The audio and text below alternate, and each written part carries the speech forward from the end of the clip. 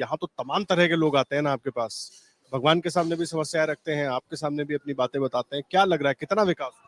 देखिए, विकास तो बहुत हुआ है, और वो केवल एक क्षेत्र में नहीं, अनेकों क्षेत्रों में, यानी कि चहुमुखी विकास जिसको आप कह सकते हैं, वो विकास हुआ है।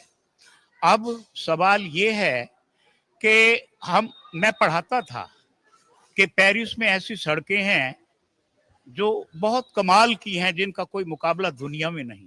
आज वो सड़कें हम अपने देश में देख रहे हैं।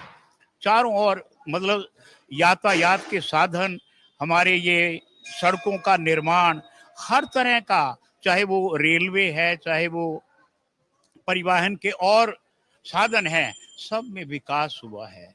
और असली विकास तो ये हुआ है कि हम अपनी संस्कृति से जुड़ने के लिए फिर से अपने आप एक तरह से एक मनसा वाचा कर्मणा प्रेरित हुए हैं।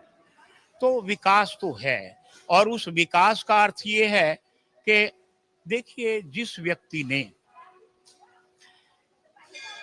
2047 तक का खाका खींच के रख दिया है ना जी, और कहां तक भारत जाएगा वही पूर्व गुरु भारत, उसे वही स्थान दिलाने के लिए अब हम सब सनद्ध हो रहे हैं।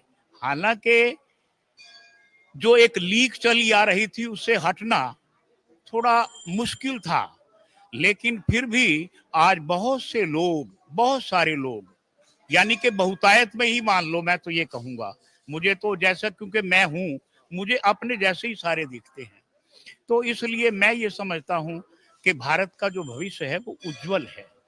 और आज हमें, जहां तक राजनीतिक ये संगठनों की बात है, उसमें देखिए यहाँ कौन खड़ा है और कौन नहीं खड़ा, ये तो बात ही अर्थहीन है। वोट तो मोदी जी को पड़ना है। कंफर्म है आपको? बिल्कुल कंफर्म बात कह रहा हूँ। तो क्यों, मतलब राम मंदिर का निर्माण हुआ, उस वजह से निर्माण हुआ, राम मंदिर का निर्माण हुआ, ये देखिए कोई 500 साल से एक अभिलाषा थी। कितने लोगों ने बलिदान दिया।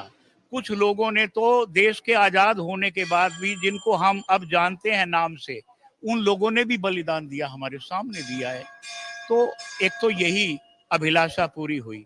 दूसरा, केवल ये धर्म के ही लिए नहीं, इसमें जो है ना राजनीतिक शुद्धता है जी, और किस तरह से हम नेतृत्व करें, ईमानदारी जो गायब होने लगी थी उसकी पुनः स्थापना हुई है। और फिर कुल मिलाकर के अगर आप देखेंगे तो जो एक तरह से ये खराबियां चलती है ना, ऊपर से चलती है और वो नीचे तक, यथा राजा तथा प्रजा।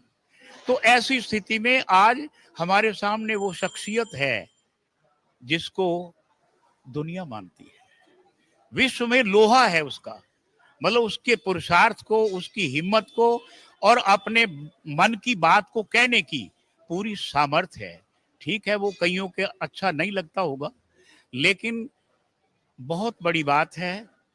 इससे हम जैसे लोगों में भी एक हिम्मत बनती है कि अपनी बात को हम मुखरित होकर के क्यों नहीं कहेंगे। हम आजाद भारत में रहते हैं। उस आजाद भारत का मतलब है कि हमें स्वतंत्रता हो। स्वतंत्रता का मतलब ये नहीं कि मैं स्वच्छंदता में जो भी मर्जी करूं। मेरे ऊपर कर्तव्य भी हैं, मेरे लिए अधिकार भी हैं, लेकिन अधिकारों की तरफ तो मुझे तब जाना है जब मैं पहले अपने कर्तव्यों का निर्वहन कर रहा हूं। तो ऐसी एक स्थिति आज बनी है, लोग अनुसरण कर रहे हैं। ये नहीं कि भी जो सभी, देखो सब जगह सब लोग एक जैसे नहीं होते, है ना जी, लेकिन मुख्य जो केंद्र बिंदु है आज विश्व का, नेताओं में सर्वोच्च स्थान है मोदी जी का।